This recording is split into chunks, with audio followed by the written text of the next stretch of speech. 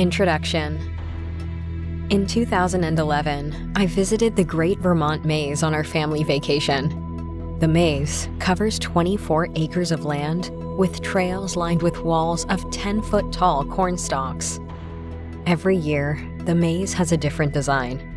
That year, it was a falcon. It is said that most people underestimate the challenge, and 90% of teenagers give up in less than 20 minutes and have little interest in really solving the maze. It usually takes 2 to 3 hours to solve the maze. I was with my 9-year-old son and 6-year-old daughter. It was a hot summer afternoon. After an hour or so, the kids were getting bored and tired. When the sun started to set, I was wondering if we were ever going to get out. Luckily, there were shortcuts, emergency exits on the map. There were also a few bridges where you could climb high enough to have an aerial view of the maze and get a big picture of where you were. Most interestingly, we found a couple of large panic bells you could strike for help. The staff would come to rescue you when they heard the bells.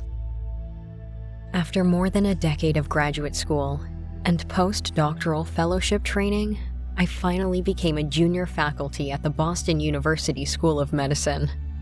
I enthusiastically dived into the maze of the biomedical research field, only to realize there was no emergency exit.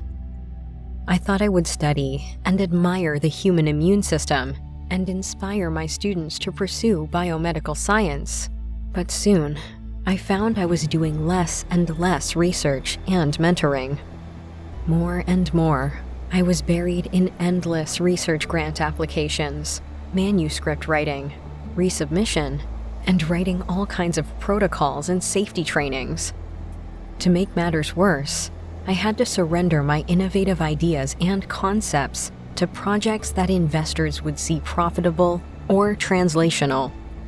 After losing my father and my mentor to cancer, and seeing my brilliant colleagues, students, and technicians suffer from tremendous pressure and work-life imbalance, I wanted to get out of the maze, but there is no emergency exit and no guidance. PhD and MD students have been trained to be resilient, to sacrifice our lives, and to compete in order to rise to the top. We were raised to honor perseverance and not giving up. We were supported for all of that, but we were not trained nor supported on how to let go, how to self-care, how to upgrade, how to create. I struggled to find my new path that was more fulfilling and in alignment of my original dream. I knew I didn't want to stay like that for the rest of my career. I knew my gift and full potential were not used and would be wasted if I kept burying myself in the soul-sucking grant, manuscript, and administrative paperwork. But what else could I do? How could I get out? How could I help people more without losing my own life? I wished there were guidance and some hand-holding at times when I needed it the most.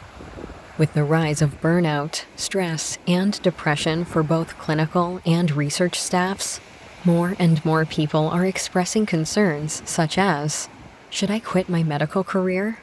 Is medical school worth leaving? I want out, but I still owe so much in student loans.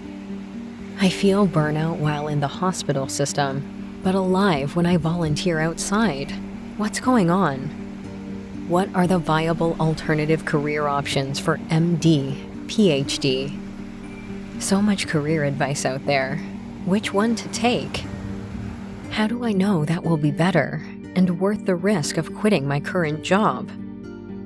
There is a lot of advice out there on how to deal with burnout, but most of them aren't really sustainable. There is a lot of career advice on the internet, but not many realize this is not just about finding another job. It is my hope that this audiobook will provide the ultimate holistic tools for a safe and glorious exit, especially for professionals in the biomedical field. If you follow the steps, by the time you finish this audiobook, you will have an executable plan for an inevitably successful and fulfilling career.